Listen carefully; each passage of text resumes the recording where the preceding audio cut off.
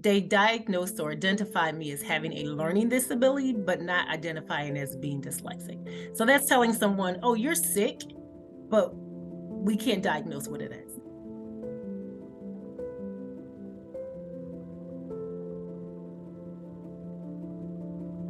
It was really just sort of throw it to the wall and see if it sticks when it came to teaching me how to read. But I should have been taken through a structured literacy program. I think it would have made a huge difference in my life. As a kid, I was told that I could go into sports or music and that was my options. And like, that's great if some dyslexic people want to go into that, but that wasn't for me. I loved learning. I wanted to do something related to that and to show that dyslexic people can be things like researchers, but also that we should be, and that it's important to have dyslexic voices and things like dyslexia research and conversations on dyslexia. I was not identified as being dyslexic until I was way out of high school. So I dealt with that trauma, the low self-esteem, the depression, bouts of suicide, often feeling not worth being a part of society sometimes. That emotional aspect of dealing with dyslexia I lived through as a child.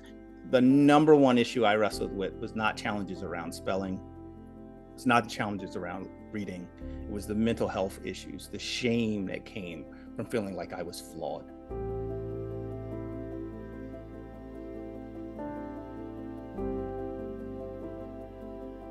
Early on, there was a lot of very segregated settings that I was placed in. Special classes set aside for kids with disabilities, and then you had entire other tracks for kids who were called gifted and talented and who were honors students.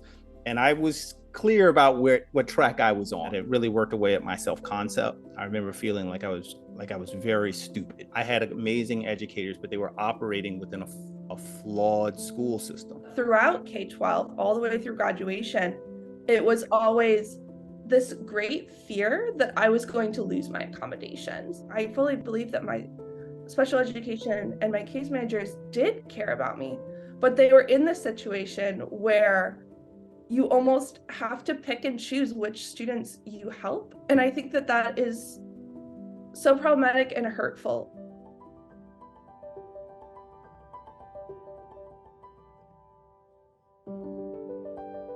What I wish I had was that I was in an inclusive educational setting where I was able to go to class with everybody else and that we received the academic support that we needed, but in a regular ed setting.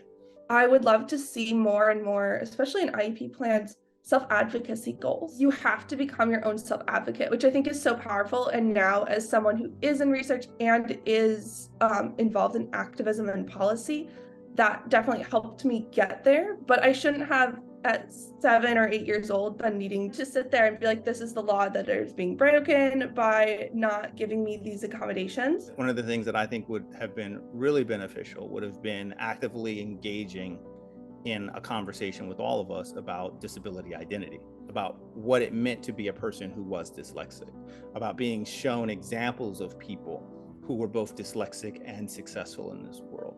Talking in a not apologetic way, not in a shameful way, about what would be some of the host of supports that someone with a mind like mine would need in order to not only get through school, but to be successful in the larger world. And to have that conversation as part of the culture of the building, embracing inclusion, embracing neurodiversity and disability in general as a part of human diversity.